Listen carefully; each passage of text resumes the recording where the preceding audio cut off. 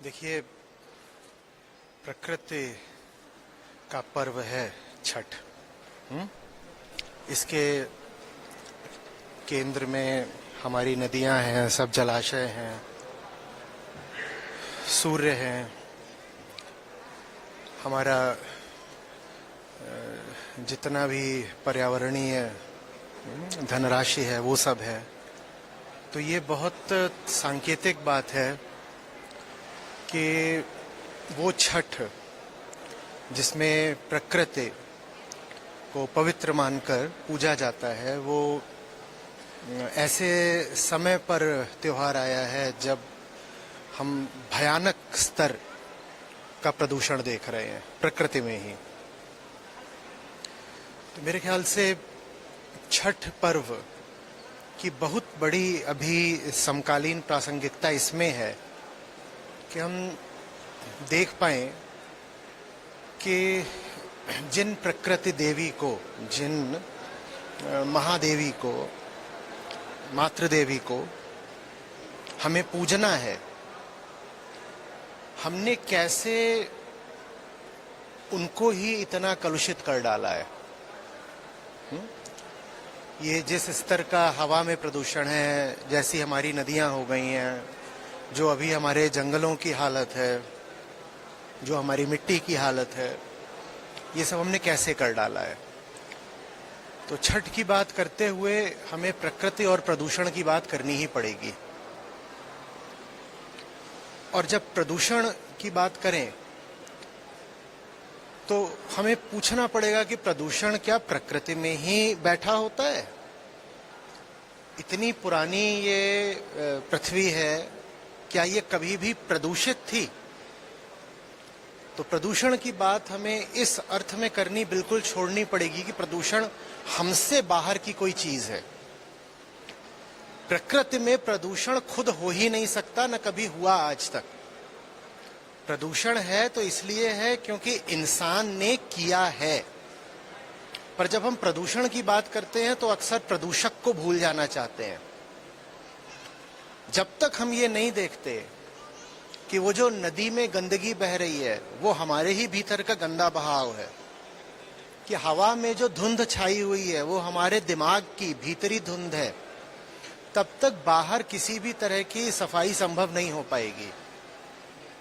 हम इस वक्त भी बात कर रहे हैं, आप यहाँ पर बाहर देखेंगे इन्हीं खिड़कियों से, तो इस वक्त भी विजिबिलिटी बहुत अच्छी नहीं है, बल्कि पुअर है। चारों तरफ एक अजीब सा धुआं है, धुंध है, और पता चल रहा है कि कुछ बहुत गलत हो रहा है।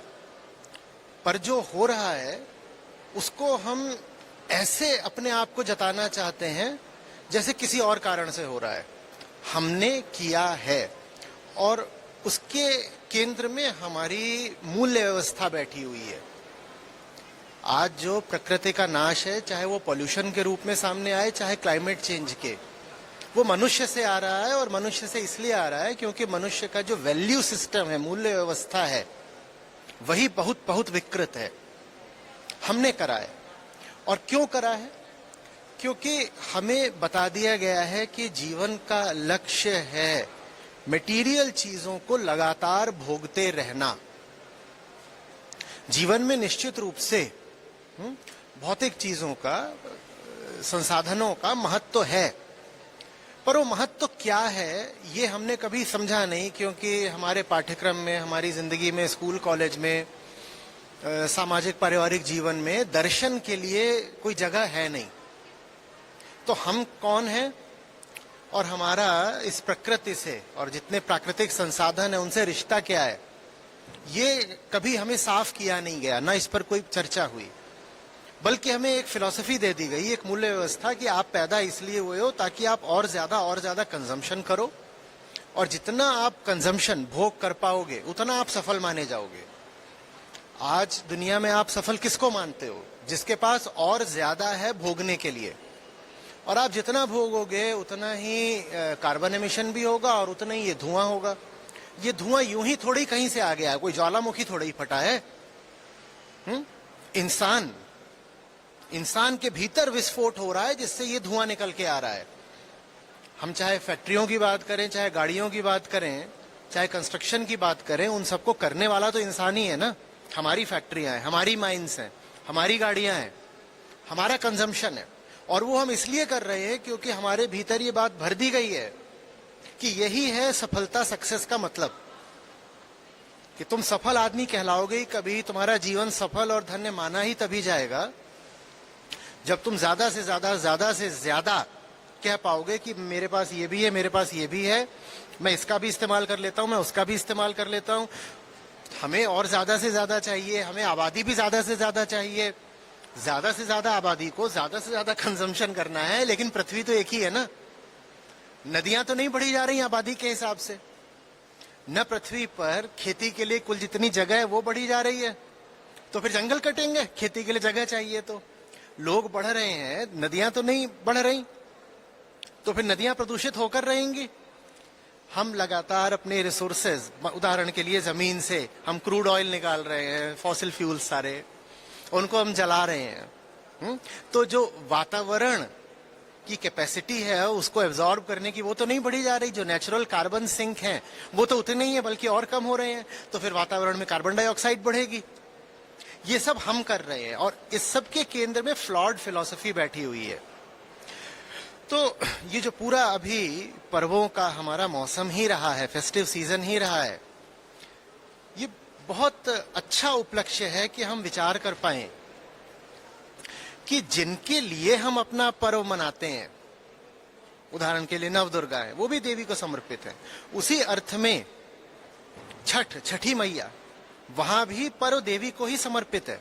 कि जिस अर्थ में हम पर्व मनाते हैं, जिनको हम जाकर शीश नवाते हैं, उन्हीं के साथ हम वास्तव में व्यवहार क्या कर रहे हैं। और वो व्यवहार नहीं बदलेगा जब तक हमारे मूल्य नहीं बदलेंगे। और इसलिए मैं बार बार कहा करता हूं कि मूल्यों को बदले बिना कोई टेक्नोलॉजिकल या पॉलिटिकल सॉल्यूशन काम नहीं आएगा। हम कितना भी कहते रहे कि हमने पेरिस एग्रीमेंट के हिसाब से ये सारे इतने इतने अपने लिए टारगेट सेट कर लिए हैं 2030 तक, वो टारगेट रीच नहीं होने वाले, ये अभी 2025 में ही हमें स्पष्ट है। और ऐसा नहीं कि हम उनसे थोड़ा सा चूकने वाले हैं।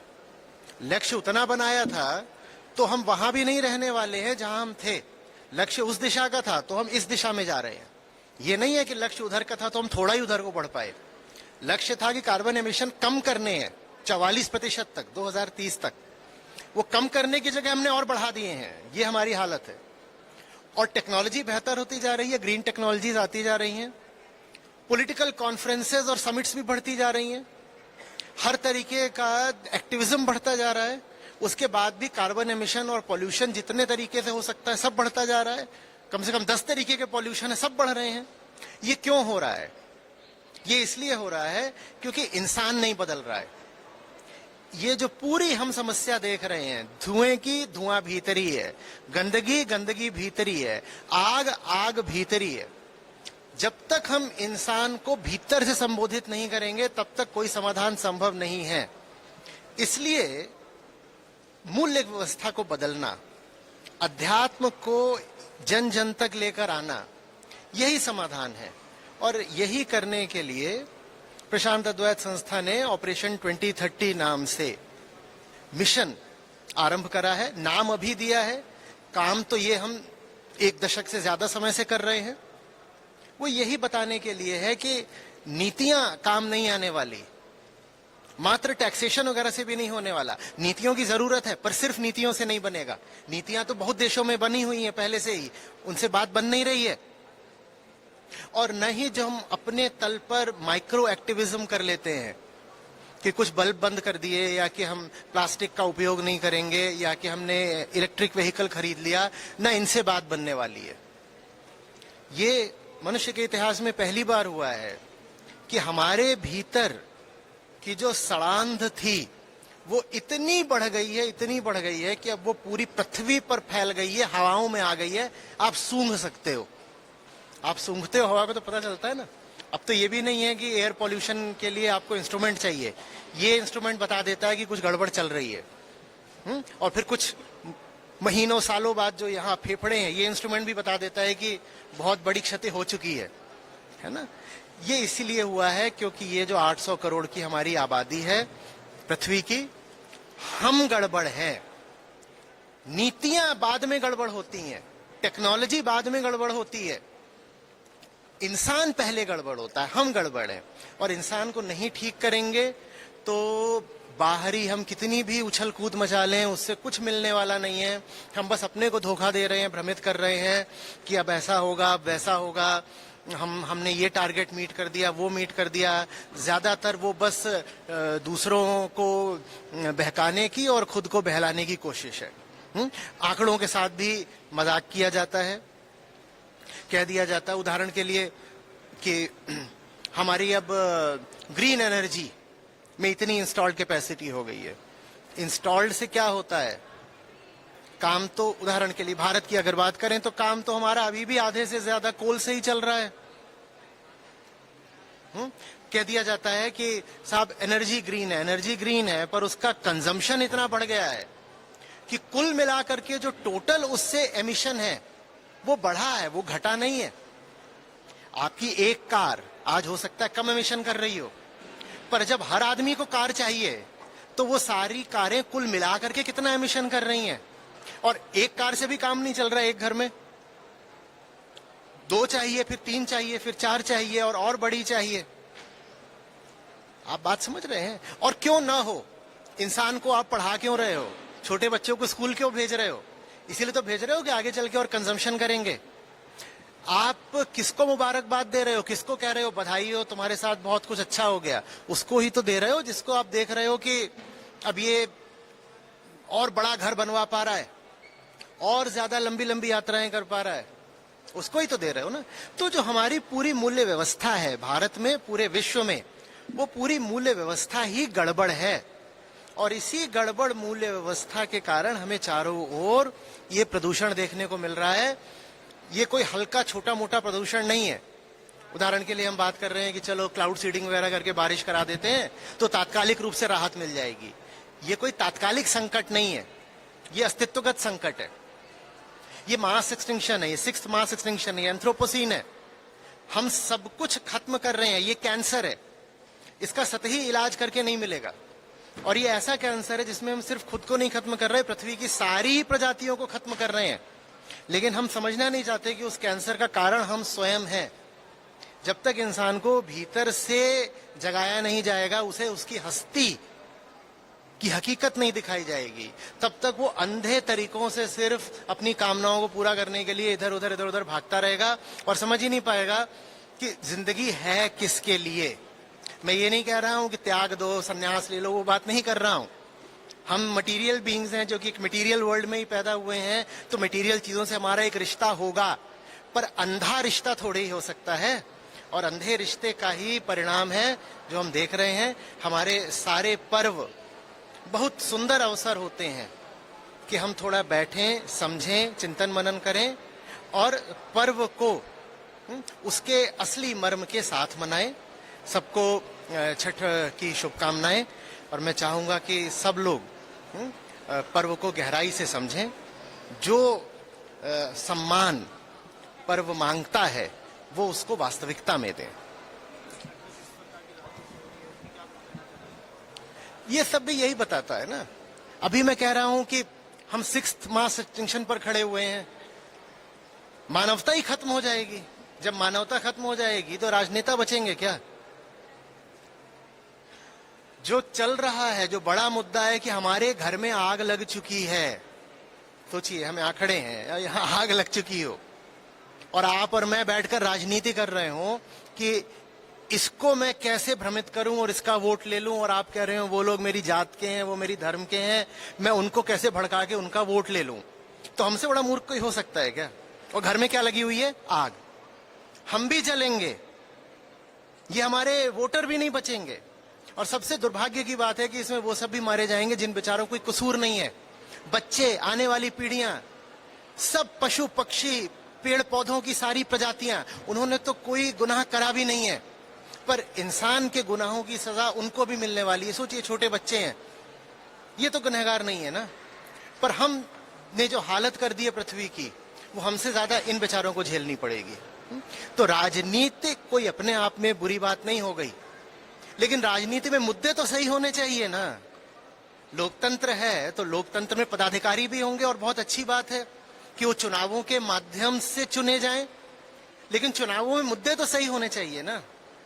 जहां मुद्दा होना चाहिए शिक्षा, जहां मुद्दा होना चाहिए सफाई, जहां मुद्दा होना चाहिए स्वरोजगार, वहां पर चुनाव के नाम पर अगर बस यूं ही उठापटक चल रही हो, इसकी कुर्सी इसने पीछे से खींची, इसने जोड़ तोड़ किया, और जिसने जोड़ तोड़ करा वो सबसे चतुर चालाक कहलाया, तो फिर ये देख करके तो बस मायूसी ही उठती है।